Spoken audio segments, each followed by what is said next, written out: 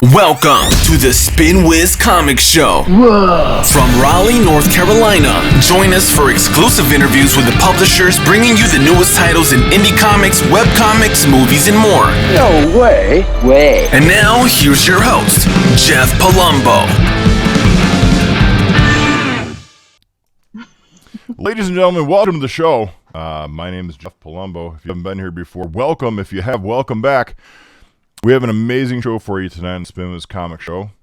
First up is Allison Chaney Whitmore, who is actually going to be talking about Love University that is on Kickstarter right now, part of Evoluzione Publishing, excuse me. And then we got Paul Ferris coming in. He's going to be talking about Canada Bear Volume 2, which is on Indiegogo. Evoluzione and S&P Comics are both partners of ours. They have content on Spinwhiz Comics. So we'll be having all the links in chat. If you're on Twitch, obviously, feel free to start talking to us, ask questions. That's what we're here for. If you're looking on YouTube after the fact, don't worry about any of the links we're talking about. They're right below. Just go down right there. And they're right below. You can click on anything you want. We'll have everything there. And if you are listening on the podcast, don't worry. We got you covered too. It's on the transcription. So by all means, Twitch and podcast and YouTube, we have you covered. Let's start out the show with our first guest. She is fantastic. We've been talking back and forth trying to get this set up, and she's been just great. She has a lot of cool stuff to talk about beyond the comic that she's written that's on Kickstarter right now. We are going to bring her in because I don't want to keep talking about her when she can talk about herself much better. Let me bring her in. Allison Chaney Whitmore, ladies and gentlemen. There we go. Now there's the right one. Hello, Allison. How are you? Hi, I'm doing great. How are you? Good. Thank you for being here. I know we kind of went back and forth, and there were some things, and then there was some things on my end, but the important thing is you're here now. Yes. And I appreciate you being here. Thank you for having me. Of course. You have some really cool stuff up right now, but let's start with the fact that you are a writer by trade. Is that correct? Correct. Do you want to go into a little bit how you started writing? Has it always been comic books? Has it been other things? No, I don't know what I first originally started with, like kind of as a hobby. Probably skits, maybe, and short stories. But I have novels out. I have a couple of novels out, and I write screenplays as well. And TV pilots, things like that. Just working on those kinds of things, trying to break into that industry.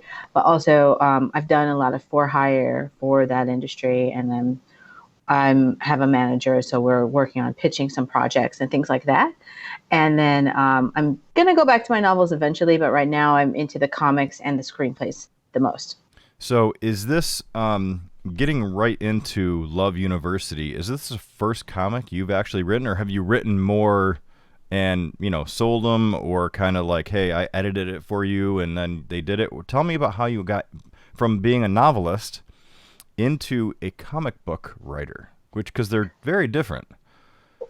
Well, I went from novel writing to screenplays more. Oh, okay. And so so they're not that different, but because I have met people as a screenwriter, I've been to events and things like that.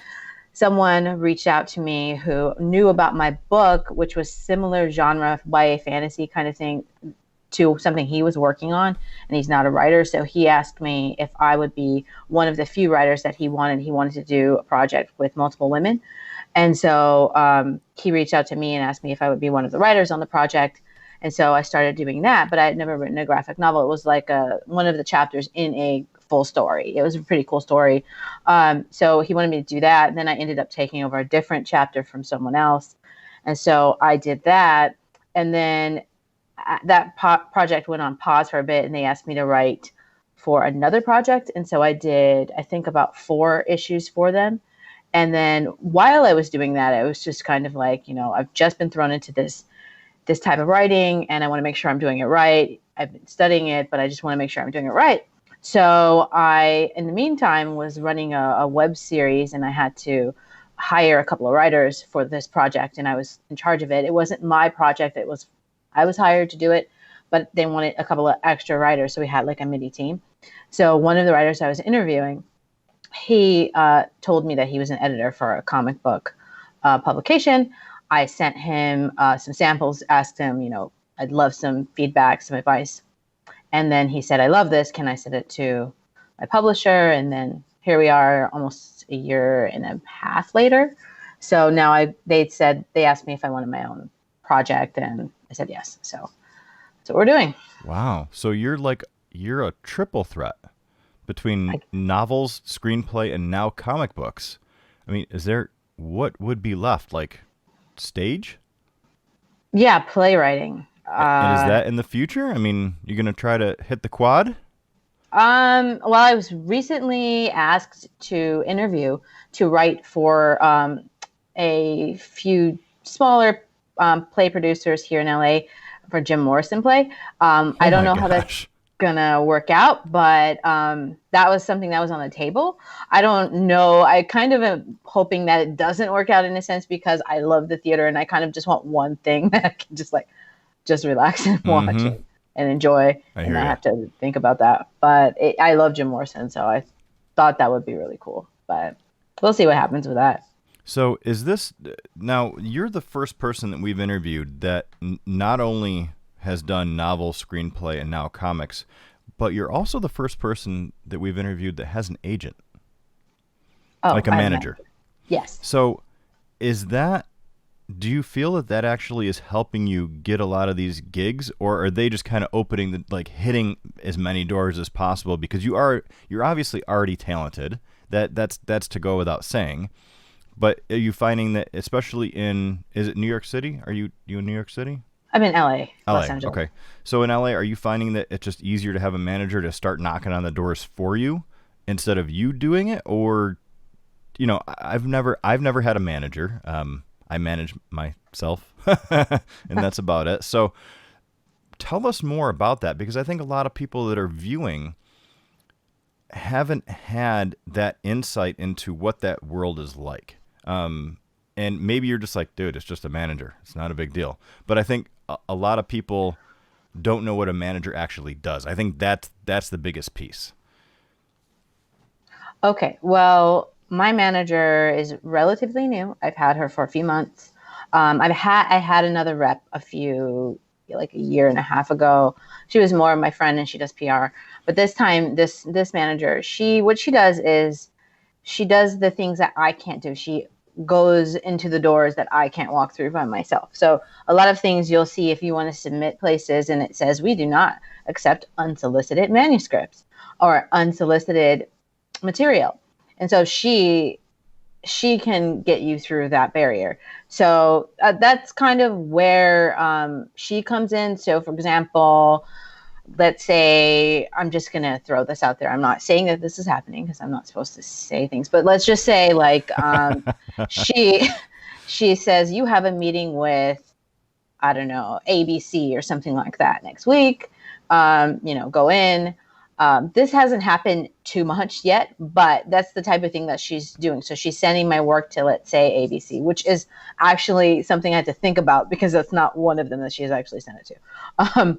But she sent it to a lot of places like that. And maybe, let's say, it's Hulu or something like that. Mm-hmm. So she'll send it to them or to a production company or something like that. They'll read, and then they may be we might want them to produce my pilot, let's say my pilot Poe, then I might go and meet the producers for that. Or if I'm looking to be staffed on a TV show, then I might go meet the coordinator for scripted TV or a development executive or something like that, or even a showrunner for a show. So it's just that type of thing that she does for me. She's more of a TV person, but she can help me with, I believe she can help me with a comic book thing. I haven't really asked her to do it yet. She's just more like, okay, can we take this and can we turn this into a pilot and can we start pitching it and that kind of thing. So that's what she's doing. And she also does a lot of development of projects for me. So for example, my pilot Poe, she asked me to submit it to her when she first heard about it, and then she started giving me notes, and then we make it industry standard, like that kind of thing. Just vary like in terms of sales. So it's just kind of just breaking through a barrier that I can't get to. These other things have been mainly me submitting. The things that I've told you about is me submitting or meeting people, and then they see my work and they reach out to me, and I have the relationship with them. So the majority of the things I've done has been from myself, but I'm just looking to do more things. Yeah. So. I think what people don't necessarily understand, or maybe they do, but outside of it, as comic books are starting to very drastically trend into animation and live, especially with Netflix, Hulu, and Amazon bringing on all these different exclusives. And I think what a lot of people don't see that a manager does is it's not what you know, it's who you know and how you get through those doors. And I can only imagine it's 10 times harder in LA because everybody is trying to get something, or at least that's what I hear. That is true. So that is amazing that you do that. Maybe someday I'll have to have a manager of sorts. Oh, and you make a good point about everyone trying to do it, because the manager, she has to have certain relationships, as you mentioned. And so they're managers that have been working for a really long time and have the really top relationships that people owe favors to and things like that. And then you've got a newer manager like mine, where it's like she's got relationships, but it's like maybe she doesn't have the top thing. So it's just a lot of work, and it's great. And I'm really grateful for her. She's really hands-on, but yeah, so it's just like, it's definitely difficult. Sounds like she hustles big time. Definitely. That's awesome. So before we go into Love University, you mentioned Poe. Can you tell us anything about that?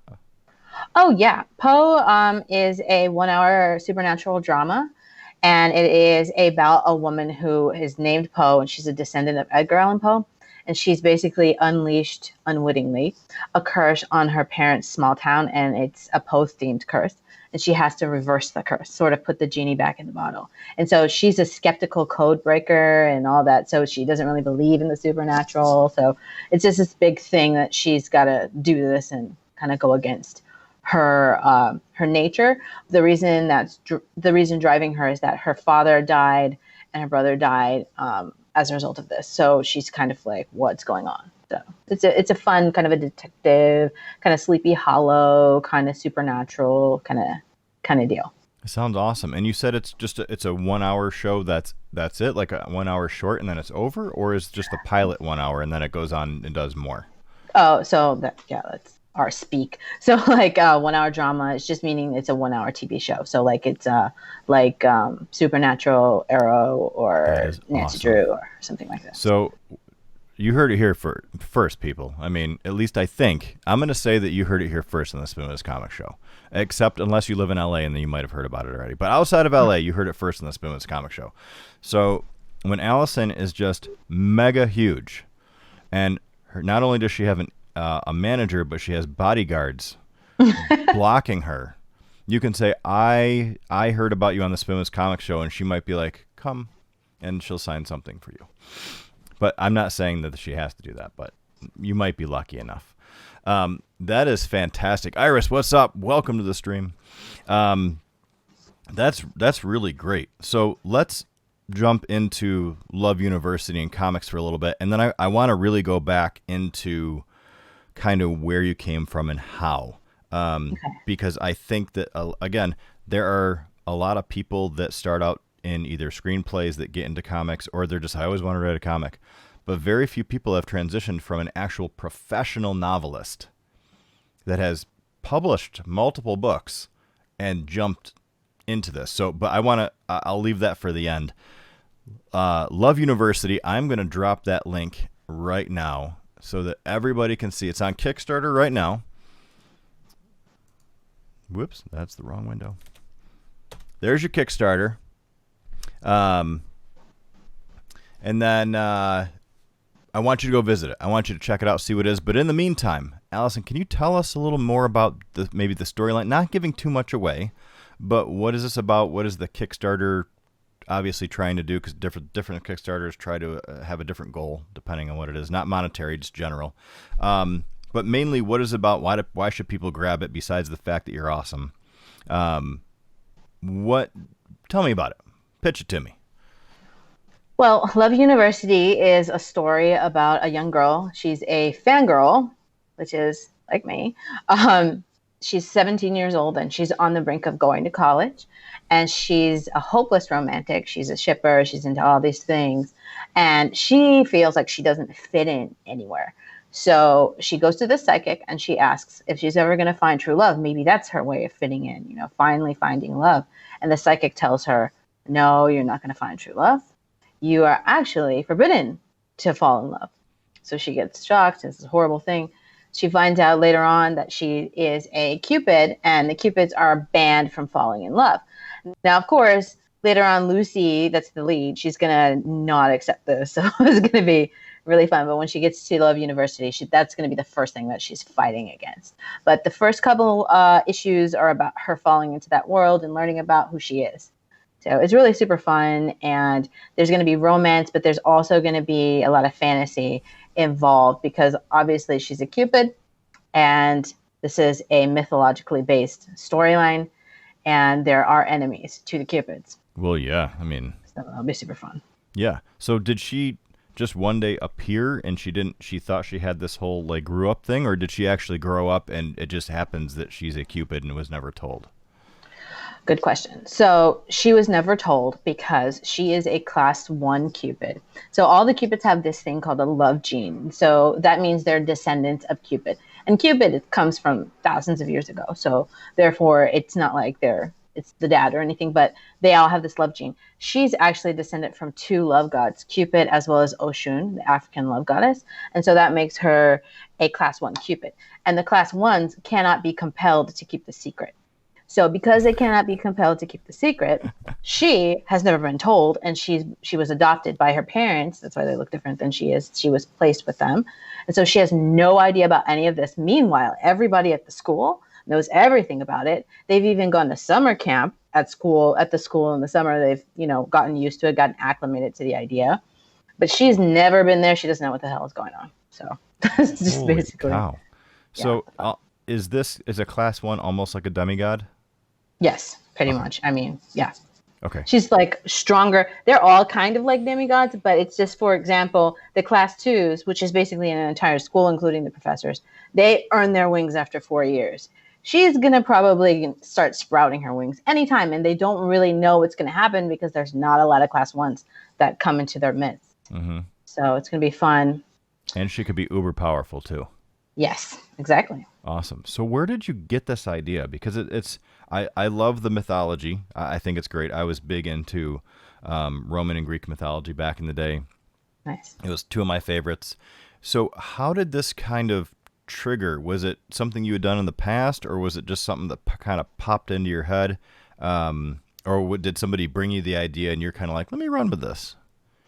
Well, like you, I was definitely into Roman and Greek mythology growing up. I had a really great, I think she was my 5th grade or 4th grade English teacher, and she had us have we had all these myth books. So I think that mythology sits in my brain. But one day I was driving by UCLA in LA, and obviously, and I just was looking at the campus, and it just popped in my head. Literally, it was like, what if there was a school for Cupids called Love You? And I thought it was just so funny, love you, love, I just thought it was hilarious. So then it just stuck in my head. It was just that. And then years later, I might have even still been teaching because I used to be a teacher. I just thought maybe I could write a YA fantasy novel about it. And I think I was just playing with different ideas, like what could become a series in my head.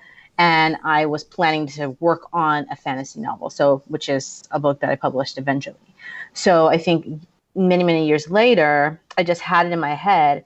I was asked to pitch several ideas to my publisher before I was, given my first series. And I pitched 5 ideas, and that was one of them. And they liked that one the best. So we went with it. And then I started creating the world from there. And because I'm used to building TV show ideas and world building, because you have to do that when you're creating a series, it was pretty easy for me to just start building this. That's amazing. And is Love You, I can say that, right? That I can use that term? Yes. is it based off of UCLA? Like, are there things on UCLA campus that are also in your comic? Not yet, but maybe. I didn't go to UCLA. My parents did. So I'm familiar with the campus, but it kind of is in my head. But then now I have the artists and things. So they're kind of I've given them pictures and things like that. And I actually I think it's the University of Washington. I've given them a lot of pictures of that. So I think it's just cool. Kind of we're creating our own sort of world. Like Sunnydale? Yep, exactly. Yeah, one of the best things that I like about talking to fellow writers and, the awesome nerds of our era is I can say that and you know exactly what I mean.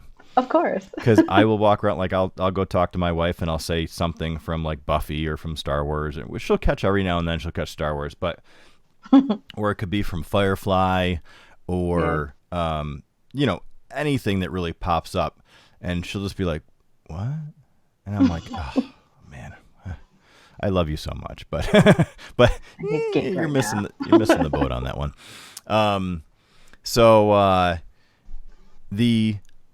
Let's step back. For everybody that's there, the link is in there. The link is below if you're on YouTube. The link is in transcription if you are actually on podcast. Go check it out. The art is fantastic. Where did you find these artists? My publisher, they brought them to me. We had a different team before they got busy. And then so he just started sending me, Marcel, he started sending me different artists. And I just selected the ones that resonated with me. And then I feel like our colorist, Agnes, I feel like she just was like the first thing I saw, I think, once we selected Carola, the artist. She was just amazing. It's just perfect. So, that's just how it happened. He knows so many people, and he finds so many amazing artists. It blows my mind. I love them, and I work with them a lot. I talk to them almost every day on Facebook Messenger, so it's really great. He's amazing. Talk about a go-getter. If he ever does anything else, he will be a manager, because that boy does not stop. I love that about him. It's awesome. Awesome. And I talk to him every now and then because obviously we're partners, so I don't talk to him every day, but I'd say every 3 or 4 days we're probably in contact even a little bit. Mm-hmm. And just keeping him going and be like, dude, don't worry about it, because he goes through, everybody goes through their ups and downs, especially in business, and especially when you're doing Kickstarters.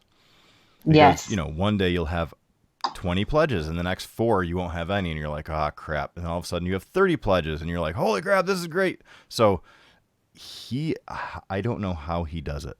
I could not. I don't know either. And work, and I just don't get it. Yeah, and work. It's awesome. Yeah. Yeah. It blows my mind. So he's fantastic. The comic, it looks fantastic. Love University. It's on Kickstarter. Go check it out. It is not on Spinwhiz Comics yet because it is newer title. We have a whole bunch of Evoluzione stuff. I will drop that in the chat as well so you guys can check out all of their things. But we are not done with Allison yet. We have more to talk about. So let's step back even more, because you're letting all these things out that nobody else has. You used to be a teacher. Yes. What did you teach? And when did you teach? You look like you're like 23. You can't have that much of a life. Not. I'm not. I taught English Lit. I taught a little bit of drama. And I did get to teach a film history class. That was super fun. And creative writing a little bit. But mainly English Lit. And I also taught history, U.S. history. And I had an econ class a couple of times. A couple semesters. Wow. But, yeah, so high school, obviously. I taught, the last time I taught officially in a classroom was 2012. But now you're making a living off of novels and screenplays and getting paid to do all sorts of really cool stuff. Do you ever miss the teaching? I'm a writing coach now. Oh, now you're a writing coach. Okay, so that's your main job. Yeah, I don't miss that as much. I loved my students, and I feel like I had them for a while, and I also tutored for a while. So I had some kids that I started with when they were 8, and then they finished school. So it's like, I think I'm done with that era. But I really love working with my other writers, because I think when I went back to grad school and I started studying writing, and I just really got into this community at our school. It's a very small school. It was super fun, and I just love being around other writers. So I think that doing the coaching is just very natural. Obviously, I have a teaching background, and I love encouraging other creatives and just writers that get each other, like you were just saying. Writers and genre writers specifically are the best, because they're geeks too. So it's just like super fun, and it just makes sense for me. So that's like my main thing that I'm doing now, as I try to boost everything else. Yeah, I'm really worried about letting you read my comic. Now that I know you're quite literally a professional writer that has not only has written novels and stuff like that, but you're also a coach. I mean, you are what would be considered the pinnacle of being a professional in that industry, writing industry. You've kind of done it all, except for, like you said, live stage or something like that, but I'm sure you could crank right through that too. So when you get to that point, you got to let me know. So, Okay. Right. So writing coach, obviously, teacher. Can we talk a little bit about the novels that maybe you've done a little bit? Do you want to talk about those, or? Sure. Okay. Because I think it's interesting. Not many people have the background you do. I don't know if you're probably around writers all the time. So you're like, it's no big deal. Exactly. But in the comic book industry, it's a very big deal.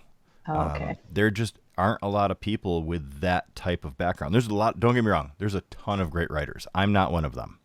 I'm a decent, maybe a little bit above average because of the creativity level, but in general, not a great writer. I never have been. Great ideas, awful grammar. But that's why we have editors. I'll tell you that right now. But very few people have written novels as well. Do you want to go into like how you got into novel? Like, were you doing that while you were teaching, or did you kind of skip back and forth? Tell us about that. Oh my goodness. So while I was teaching, that was my writing hiatus. I mean, when I was teaching full time, I did not write. It was a lot for me. And I marvel at people that do both. And I know people who do both. That said, I think my very first work in terms of novel type of writing, I think I segued from writing fan fiction when I was really young. I think that had to be like mainly like I got used to writing prose because, that's what that is. Mm-hmm. And then I think when I was in college, I decided that I wanted to take, because I'd written volumes of fan fiction, and I decided I wanted to write my own things. So I started working on a book set in the 1930s and 40s. And I just thought it was terrible at the time, but I kept writing it and I just thought it was horrible. And then I went off, I came back to LA. I was in New York for school, and then I came back to LA, and I thought maybe I'd go into like talent management or something like that, because I was doing acting when I was younger, and I wanted to teach drama and and be like maybe a manager, something more stable than actually acting. So but I couldn't find an assistant job, so I went back to school and became a teacher. And so when that happened, I stopped writing, and so I stopped writing that book. And then I decided to kind of leave teaching and go back to grad school and study writing, because I thought I was going to teach college. I wanted to like level up, but I started taking a creative writing class. I think I had a screenwriting class right away the first semester. And I was like, this is what I need to be doing. What the hell have I been doing the whole time?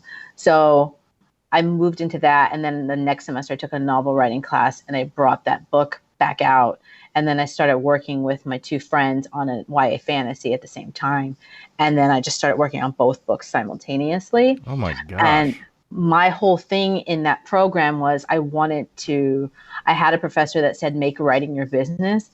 And I just really felt like I had to finish everything I started. And she also said that we're masters, and that kind of thing. So I just got in my head, I finished my poetry chapbook and I finished my first screenplay in that program, and I got a draft, almost my first draft of my YA fantasy. And then I also finished that book from college. And so I kind of left the program so I could finish the YA fantasy, because I took all the writing classes, but they wanted us to take a couple more.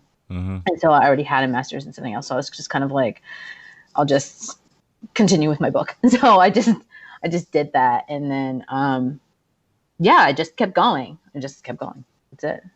So do you, I mean, it sounds like you crank through content like crazy. Do you ever get writer's block? I'm not into like the idea of writer's block. I think it creates writer's block to think about it.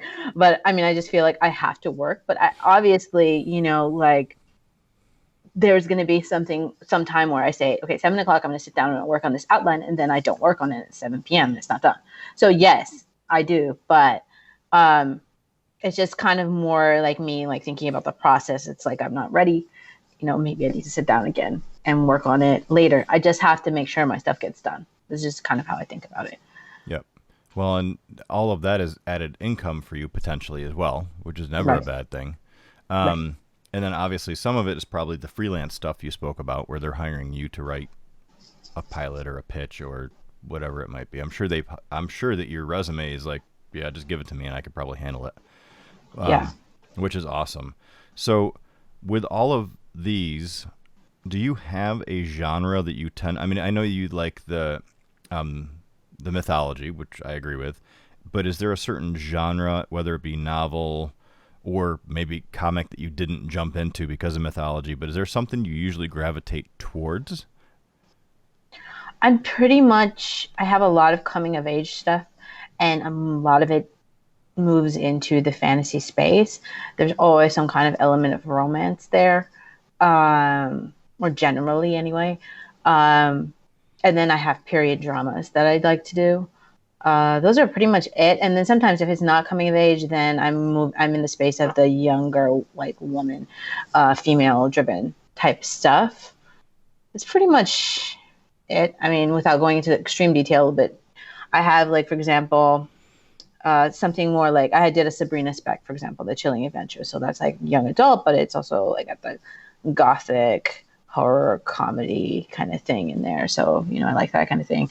Or you can see Love University, that kind of shows you what I really like in the lighter sense. So that type of thing. So back to Love University, do you have it written out, like an outline for all, like, is it a series that wraps at a certain period of time, or did you start it and you're like, we'll see how long this goes until it either jumps the shark or you have to tie it off? Or do you say, nope, this is 20 issues and that's it, or it's 4 issues and that's all? So it's kind of like it can go on forever and ever, but I'm doing the first 5 is like a series that wraps. It's kind of like, okay, I can do that one, and then if I do 5 more, then that'll be another thing. It can continue on and on, but I want to have, like, endings for each part. So it's kind of like that. I don't think that there's like a finite like ending. Like maybe my series Poe is more limited, so I know it's going to end. It's going to be over. This one, I can, if someone asked me to do that, I could do it. But I think the way I created it, the engine, it's like almost like Buffy, the Hellmouth. It's like there, you just keep going. Yeah. So you could do that with this. Okay. So here's a little curveball for you. This will be my hardest question during the entire interview. Stephen King is obviously well known for the Dark Tower series. I mean, he's known for it and Salem's Lot and everything. You ever read Stephen King? I probably, when I was not supposed to read him, probably when I was like in elementary school or something. Wow. Cujo or something. You were like super advanced. Yeah, I was reading a lot of things. Oh my gosh, that's amazing. Well, let me get to the question then. So the Dark Tower is a 8 book series, which is about this tower and everything revolves around it.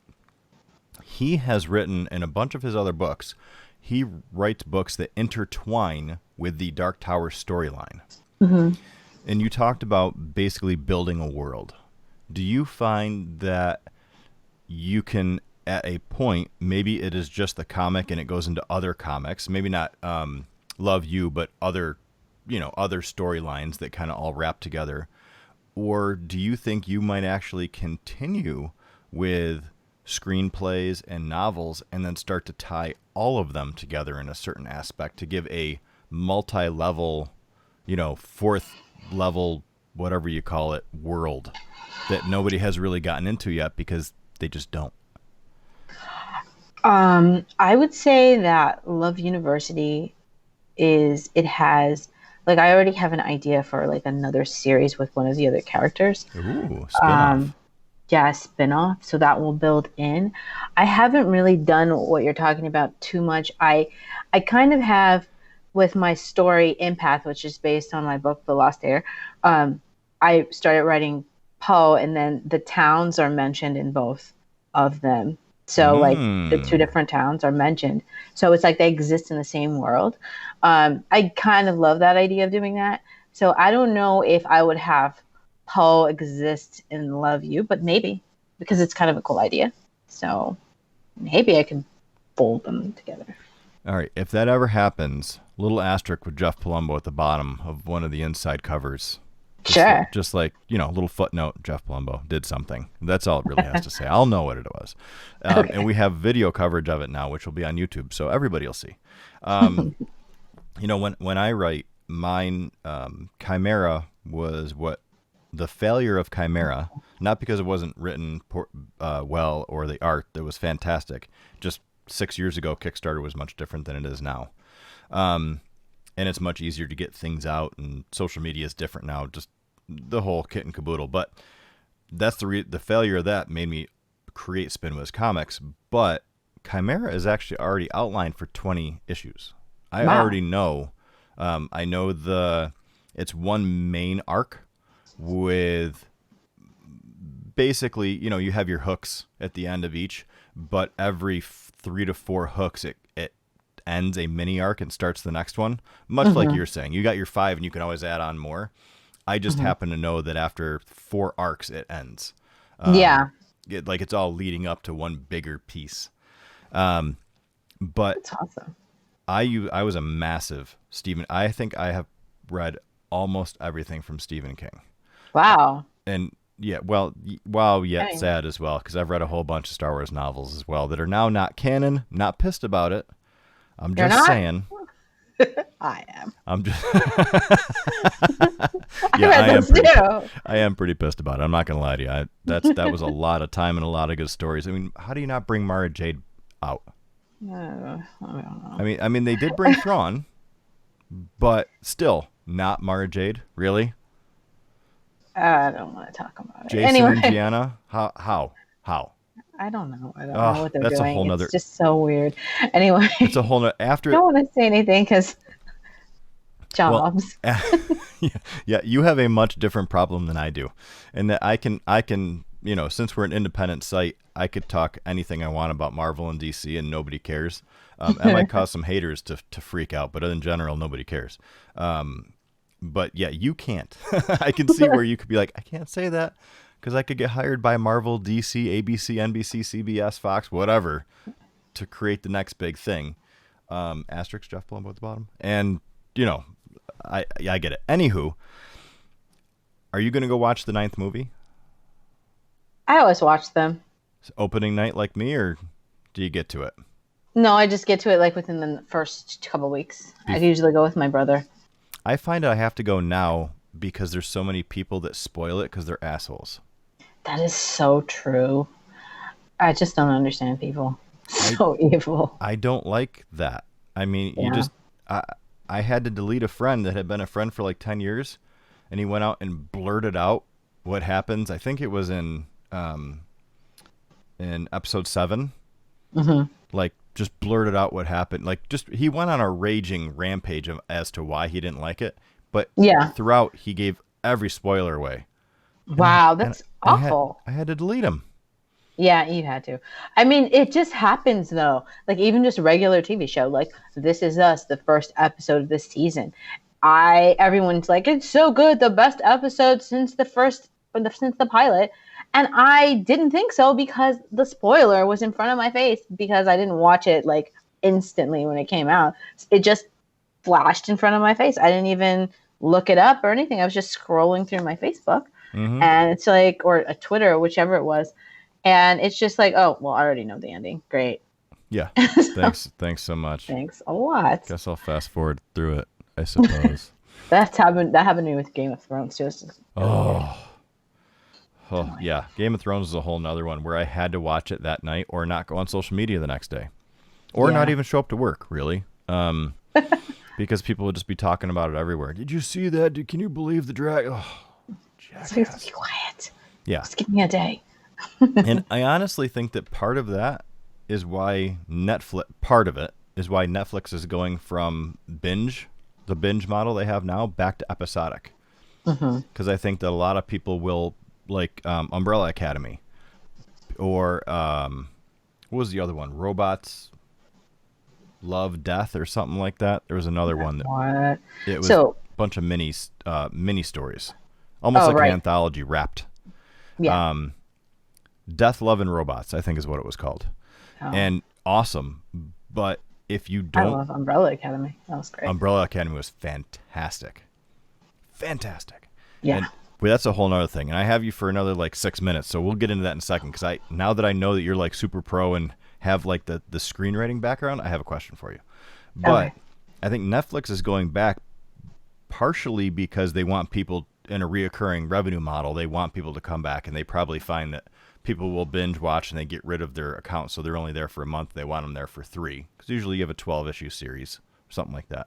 Right. But I think that other piece is people feel like if they don't binge watch it, it's already spoiled for them 4 days out, and they're like, I'm not going to watch it. So I think they probably, while they have great ratings, I bet you they could have better if they went back to the episodic weeklies, and they'd get more revenue. Do you disagree, agree, don't have a thing about it? Just because you've written them before, so. I don't know. I mean, I'm a total like binge watcher.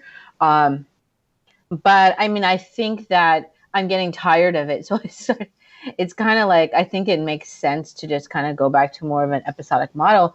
But I do kind of like how the way they did The Handmaid's Tale, where they have like a few like up front, so you can watch a lot of them, and then it's just weekly, you watch it. I like it like that. So yeah, it's a bigger hook. Because I'm used to like the binge, but it's like it's good to kind of have a few episodes and then just get into it. Yeah, I think maybe that's the way to go. They needed some character development. Like if you just were to watch the first episode, because I watched part of it with my wife. That's true. She watched all of it, but you're kind of like, what? And I think it took 3 or 4 to really be like, oh, okay, I have enough now, and I can. Yeah, that is true. Yeah. So I have you for a couple more minutes. I need to ask you, because you are so used to writing, and you see something that obviously was from an independent comic publisher, or at least, I mean, obviously they were a big publisher, but they were independent. They're not Marvel DC. Do you look at something like Umbrella Academy, and when you see it, do you see how they wrote it? And like say, oh, I see how you're almost seeing it in your head, and you're like, why did you do that? Like this scene, why did you say flash to this when it shouldn't have been, or I would have done it like this? Are you critical of that, or do you just kind of sit back, shut it off, and enjoy? Yeah, I do. I do that.